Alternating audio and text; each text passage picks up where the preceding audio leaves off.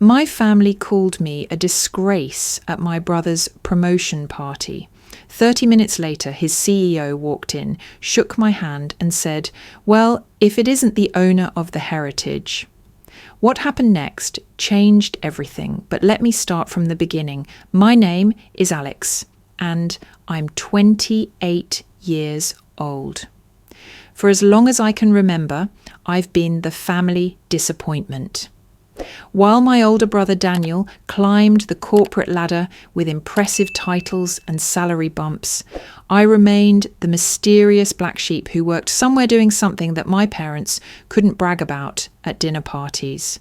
Growing up, every family gathering felt like a performance where I was cast as the supporting actor to Daniel's leading role. Picture this: Thanksgiving dinner, 2015. I was 21, Daniel was 24. Our parents had invited the extended family, aunts, uncles and cousins, filling every chair around our dining room table. The conversation naturally turned to achievements and future plans. "Daniel just got promoted to senior analyst," my mother announced, her voice swelling with pride as she passed the mashed potatoes. "He's the youngest person in his department to reach that level." Everyone nodded approvingly, murmuring congratulations, while Daniel sat there with that familiar, modest smile that somehow managed to look both humble and self-satisfied at the same time. "And what about you, Alex?" my Aunt Patricia asked, turning her attention to me with what I now recognise was polite obligation rather than genuine interest.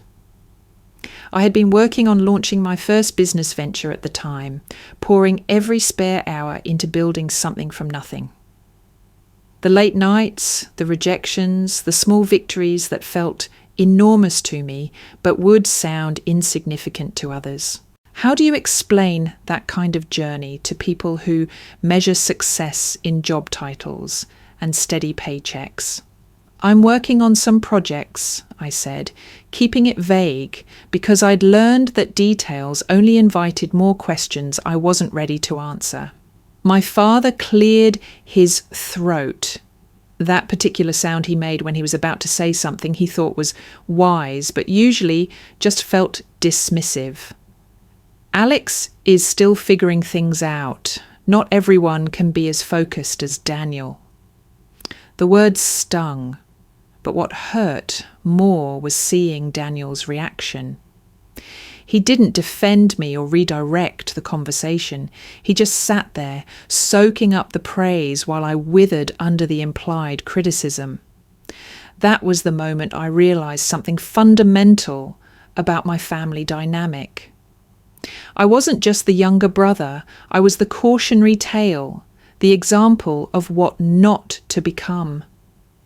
This pattern repeated itself countless times over the years. Family barbecues, where Daniel's latest promotion dominated the conversation, while my achievements were met with polite nods and quick subject changes. Christmas mornings, where Daniel received practical, expensive gifts that acknowledged his adult status, while I got generic presents that felt more like afterthoughts. Birthday celebrations where the focus somehow always shifted to Daniel's recent accomplishments. The worst part wasn't the favoritism itself, but how invisible it made me feel within my own family. I could sit at the dinner table and contribute to conversations, share stories, even crack jokes that made everyone laugh, but I never felt truly seen. It was like I was performing for an audience that had already decided I wasn't worth their full attention. By the time I turned 25, I'd stopped trying to compete for their recognition. I threw myself into my work, building something meaningful while maintaining deliberate distance from family expectations. I attended the obligatory gatherings, played my role as the mysterious younger son, and focused on creating a life that felt authentic to me, even if my family couldn't understand it. Which brings us to last Saturday evening, exactly 3 years later. Daniel had called me personally to invite me to his promotion party. He'd been named Senior Manager of Regional Operations at Henderson Associates, a mid-sized consulting firm where he'd worked for the past 4 years. It was genuinely good news, the kind of achievement that deserved celebration, and despite our complicated history, I was happy for him. "You should come," he said during that phone call, his voice carrying an enthusiasm I hadn't heard in years. "Mom and Dad are throwing a party at the house, nothing huge, just family and a few colleagues." I almost declined. These family gatherings had become increasingly painful for me, especially as Daniel's career continued its upward trajectory while my own work remained mysterious to them. But something in his voice, maybe genuine excitement or perhaps a hint of vulnerability, made me say yes. The party was exactly what I expected. Our childhood home had been transformed into a celebration of Daniel's success. Congratulations banners hung across the living room, a catered spread filled the dining table, and about 30 people mingled throughout the house. I recognised most faces, family members, family friends, and several people I assumed were Daniel's colleagues from Henderson Associates. I arrived fashionably late, hoping to slip in quietly and avoid becoming the centre of attention. But families have a way of spotting their own, especially the problematic ones. Within minutes of walking through the front door, I found myself surrounded by relatives I hadn't seen in months, all eager to catch up on my mysterious life. "Alex," my cousin Jennifer called out, approaching with a wine glass, and that particular smile people use when they're about to ask questions they think they already know the answers to. "How are you? Still doing that consulting thing?" I'd never told anyone I was doing consulting, but somehow that had become the family's default explanation for my work. It was vague enough to sound respectable, while mysterious enough to explain why they never really understood what I did. "Something like that," I replied, accepting a beer from the makeshift bar my father had set up in the corner. The evening progressed predictably. Daniel worked the room like a politician, graciously accepting congratulations and sharing details about his new role. My parents glowed with pride, introducing him to anyone who hadn't heard the news yet. Meanwhile, I found myself having the same conversation repeatedly. Polite questions about my work met with vague answers, followed by quick transitions to more interesting topics. But it was around 8:30 when the evening took its first sharp turn toward disaster. I was standing near the kitchen, talking with my Uncle Robert about baseball, when my father's voice cut through the general party chatter with the kind of volume that demanded attention. "Everyone, can I have your attention for just a moment?" The room gradually quieted as people turned toward where my father stood in the centre of the living room, wine glass raised, Daniel beside him, looking slightly embarrassed but pleased. "I just want to take a moment to recognise Daniel's incredible achievement," my father began, his voice carrying that particular tone of paternal pride that I'd heard so many times before, just never directed at me. "Senior Manager of Regional Operations. It's not just a promotion, it's recognition of his dedication, his intelligence, and his commitment to excellence." Applause filled the room. Daniel smiled that modest smile, raised his own glass, and said something gracious about teamwork and opportunity. It was a beautiful moment, the kind of family celebration that creates lasting memories and reinforces bonds. Then my father's gaze found me across the room. And we're hopeful that Daniel's success might inspire Alex to find some direction in his own life.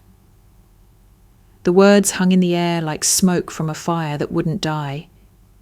Conversations stopped. People looked uncomfortable.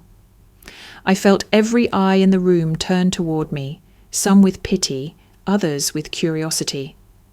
Most with the kind of awkward sympathy reserved for family disappointments.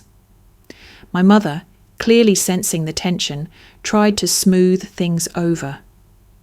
What your father means is that we're proud of both our sons. Everyone finds their path at their own pace, but the damage was done. In front of 30 people, including Daniel's colleagues and our extended family, I'd been publicly labelled as the son who needed inspiration, the one still searching for direction while his older brother collected accolades. Daniel, to his credit, looked genuinely uncomfortable. He stepped forward slightly, as if to say something that might redirect the conversation, but my father wasn't finished. Alex has always been our free spirit, he continued, apparently unaware of the growing tension in the room. Still figuring out what he wants to be when he grows up. Laughter rippled through the crowd, the kind of polite, nervous laughter that people use when they don't know how else to respond to social awkwardness. But for me, standing there with a beer in my hand and the eyes of 30 people measuring my worth against my brother's achievements, it felt like something much crueler. I could have responded in a dozen different ways. I could have deflected with humour, made a self-deprecating joke that would have released the tension and moved the evening forward. I could have congratulated Daniel more enthusiastically, shifting focus back to where it belonged. I could have excused myself to the bathroom or stepped outside for air. Instead, I did something I'd perfected over years of family gatherings. I smiled, raised my beer in Daniel's direction, and said, "Congratulations, Dan, you've earned it." The party resumed its normal flow, but something had fundamentally shifted. I spent the next hour moving through conversations like a ghost, present but not really there. People were kind, but I could sense their pity. Poor Alex, still trying to figure things out while his successful brother climbed the corporate ladder. What they didn't know, what none of them could have guessed, was that my phone had been buzzing with messages all evening. Important messages. Messages that, if they knew about them, would have completely changed the nature of that conversation. At 9:15, I stepped outside onto the back patio to take a call I couldn't ignore any longer. The voice on the other end was professional, respectful, and urgent. "Mr. Harrison, I apologize for calling during your personal time, but we have the Meridian contract ready for your final review. The board is eager to move forward, and your signature is the last piece we need." "Can it wait until Monday?" I asked, watching through the sliding glass door as Daniel posed for photos with family members. "Of course, sir, but given the size of this acquisition, I wanted to ensure you had the weekend to review the final terms. We're talking about a $12 million deal." $12 million. I ended the call and stood there for a moment, looking back at the party where my family was celebrating Daniel's promotion to senior manager. a position that probably came with a salary increase of maybe $15,000 or $20,000. Don't get me wrong, it was a genuine achievement that he'd worked hard for and deserved recognition. But the irony wasn't lost on me. I slipped my phone back into my pocket and returned to the party, carrying a secret that felt heavier with each passing minute. My family saw me as the disappointment, the son without direction or significant achievement. If only they knew that while Daniel was managing regional operations for a consulting firm, I was building something that would soon be worth more than most people see in a lifetime. But I wasn't ready to reveal that truth, not yet. Some secrets are worth keeping, especially when they serve a purpose. I wanted to see how far this dynamic would go, how deep their assumptions ran, and whether their love for me was conditional on their understanding of my success. As it turned out, I wouldn't have to wait long for those answers. The party continued around me, a celebration of achievement and family pride that somehow managed to make me feel more isolated than ever. But I stayed, smiled when appropriate, made small talk with relatives, and waited. Because sometimes the most powerful revelations come not from what we choose to share, but from what we choose to keep hidden until the perfect moment arrives. And I had a feeling that moment was coming sooner than anyone expected. The call I'd just finished on the patio had given me perspective, but it had also filled me with a strange sense of anticipation. As I rejoined the party, weaving through conversations about Daniel's bright future and career trajectory, I felt like I was watching a play where I knew the ending, but nobody else had read the script. It was 9:45 when everything changed. I was standing near the appetizer table, listening to my Aunt Patricia explain why Daniel's promotion was just the beginning of what she was sure would be an illustrious career, when I heard a commotion near the front door. Voices I didn't recognize, my mother's surprised tone, and then footsteps moving through the house with purpose. "I'm sorry to interrupt," a deep, authoritative voice said from the living room entrance. "I was hoping to catch Daniel Harrison before he left for the evening." The room went quiet, with the kind of immediate attention reserved for unexpected authority figures. I turned along with everyone else to see a man in his early 60s, impeccably dressed in a charcoal grey suit that probably cost more than most people's monthly salary. He carried himself with the confidence of someone accustomed to being the most important person in any room he entered. Daniel, who had been near the fireplace accepting congratulations from family friends, looked genuinely surprised. "Mr. Pierce, I wasn't expecting you. How did you—" "Your mother was kind enough to give me the address when I called the house," the man replied, his smile warm but businesslike. "I hope you don't mind the intrusion, but I wanted to deliver some news in person." Jonathan Pierce. I recognized the name immediately, though I'd never met him face to face. CEO of Henderson Associates, Daniel's ultimate boss, the kind of executive who probably interacted with senior managers like my brother maybe twice a year during company-wide meetings. My parents looked simultaneously thrilled and nervous. Having a CEO show up at your son's promotion party was either incredibly good news or the kind of personal attention that meant trouble. The room held its collective breath. "Of course," Daniel stammered, clearly trying to regain his composure. "Everyone, this is Jonathan Pierce, CEO of Henderson Associates."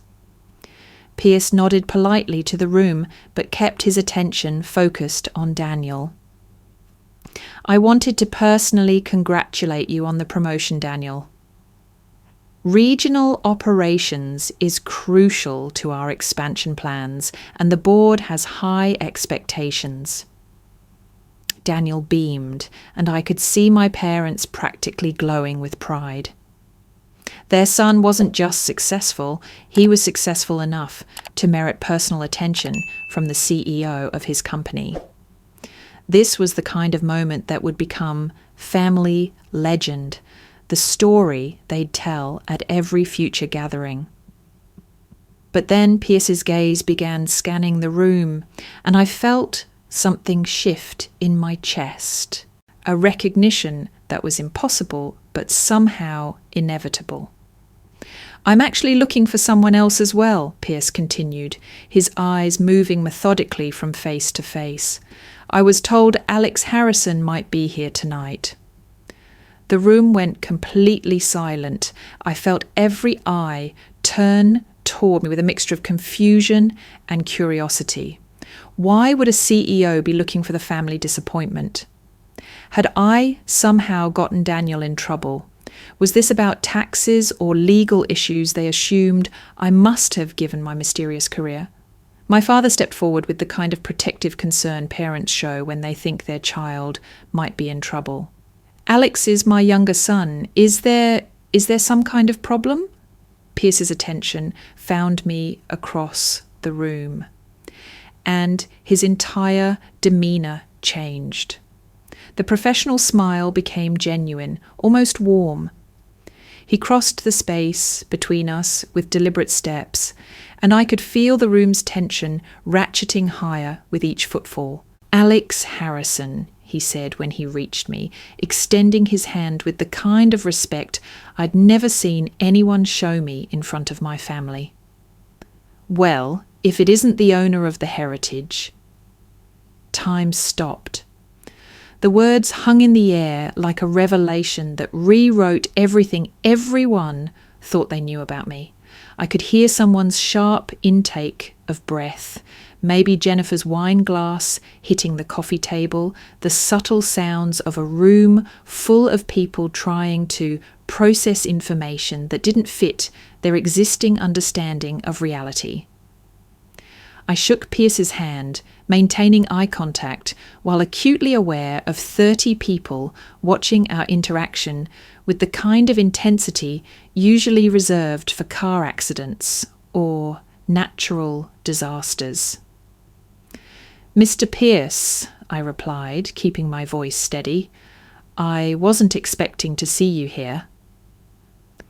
I was in the neighbourhood for the Morrison acquisition meeting, he explained, still holding my hand in that professional grip that conveyed respect between equals.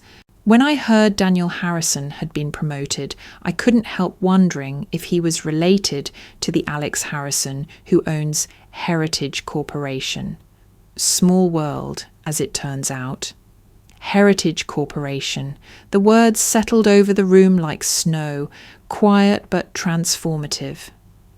I could feel the shift in atmosphere, the way people's understanding of me was being rewritten in real time. My father was the first to find his voice. I'm sorry, there must be some mistake. Alex doesn't, he's not... Pierce turned toward my father with polite confusion. No mistake, sir. Alex is the founder and majority owner of Heritage Corporation. We've been trying to arrange a meeting for months. Henderson Associates is hoping to partner with Heritage on several upcoming projects. Daniel looked like someone had just told him the laws of physics had been suspended. His mouth moved slightly, but no words came out. My mother's hand went to her chest in that gesture she made when she was trying to process shocking news. Heritage Corporation, Pierce continued, apparently oblivious to the psychological earthquake he was causing, is one of the most innovative consulting firms in the region. They've landed some incredible contracts this year. The Meridian deal alone. He paused, glancing at me with something like apologetic respect. But I'm probably sharing more than I should about your business, Alex. I just wanted to congratulate you on Daniel's success and see if we might finally schedule that meeting we've been discussing. I could feel every eye in the room focused on me with laser intensity. My cousin Jennifer looked like she was trying to solve a complex math problem in her head. Uncle Robert's beer was halfway to his mouth, frozen in mid-sip. My Aunt Patricia's earlier certainty about Daniel's bright future had been replaced by visible confusion. Of course, I replied, my voice carrying a confidence I'd never been able to display in family settings before. Have your assistant call mine on Monday. We'll find time to discuss the partnership opportunities. Partnership opportunities, your assistant. The language of business success. Casual mentions of corporate infrastructure. The implied existence of a professional world that none of my family had known I inhabited. Pierce smiled and reached into his jacket pocket, pulling out a business card that he handed to me with the kind of deference usually reserved for important clients. Perfect. I look forward to working together. He turned back to Daniel, who was still processing this new reality. Again, congratulations on the promotion, Daniel.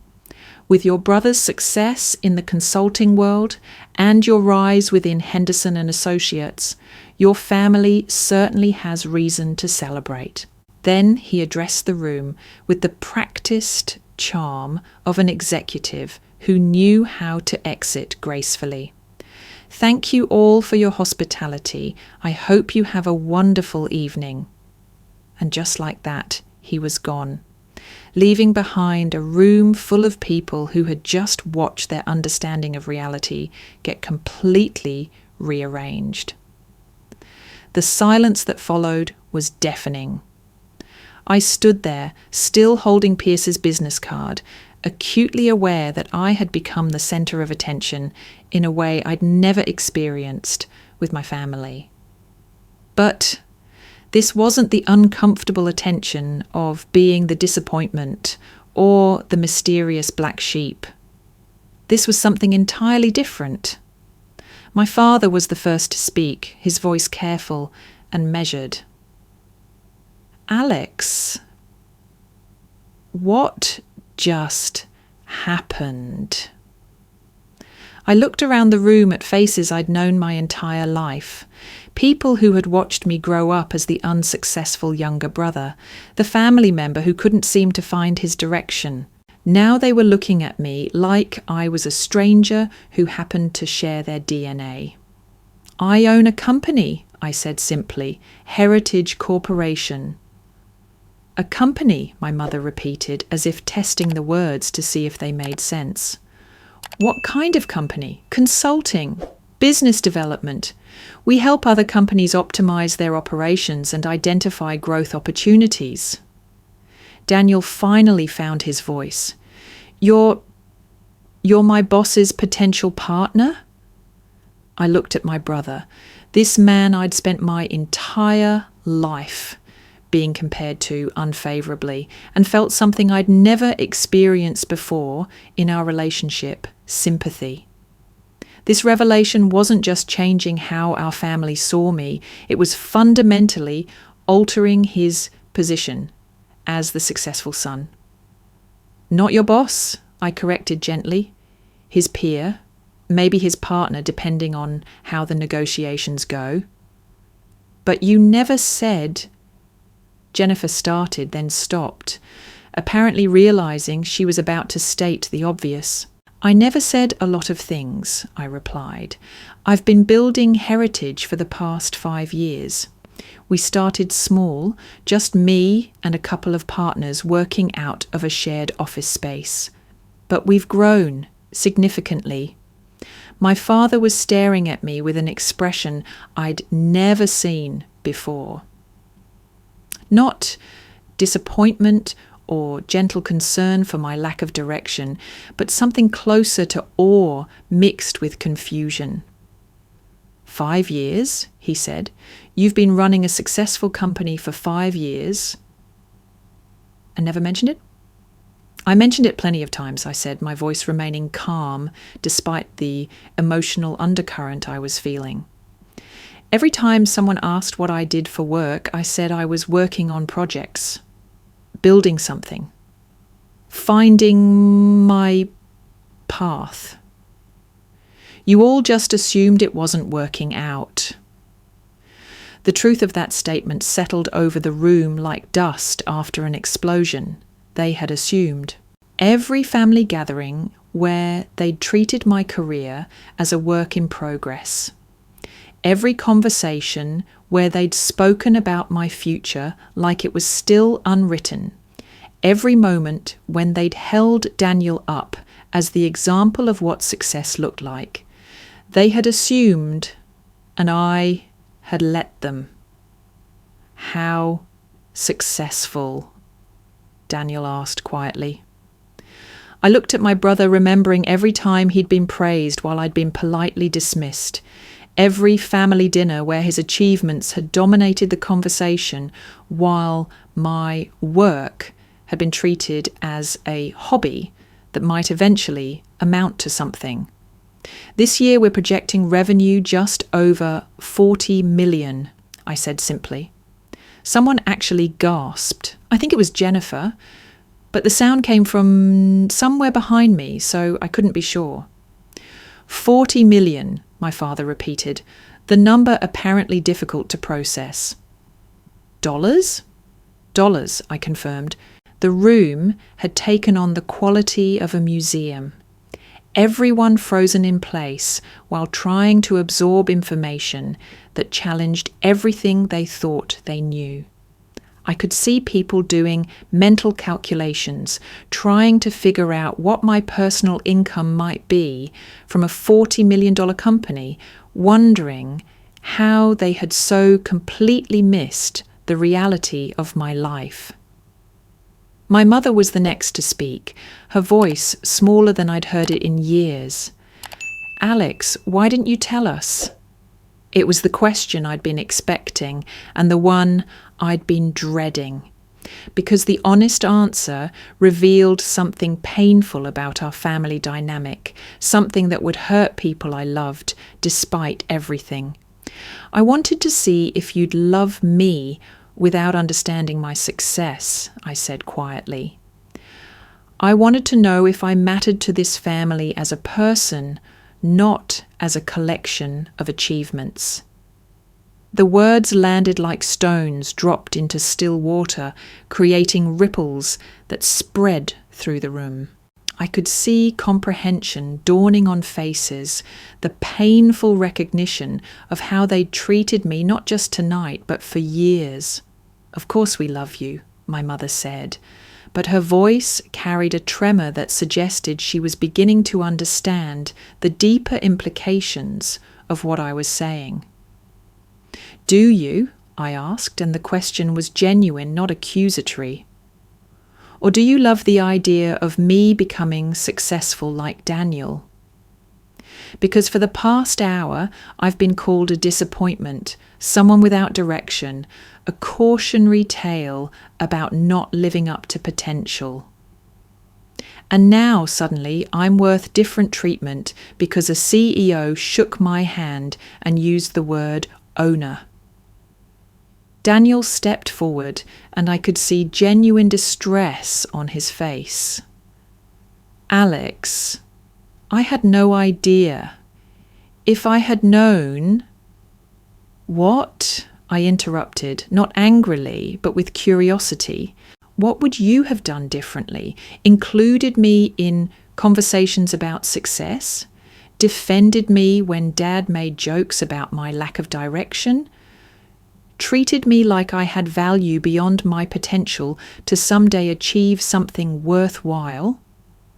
The questions hung in the air unanswered because we all knew the answers. The family dynamic had been established years ago. Daniel was the successful one, I was the work in progress, and that dynamic had been comfortable for everyone except me. My father cleared his throat. That familiar sound that usually preceded wisdom, but tonight sounded more like uncertainty. Alex, we're proud of you. We've always been proud of you. Have you? I asked.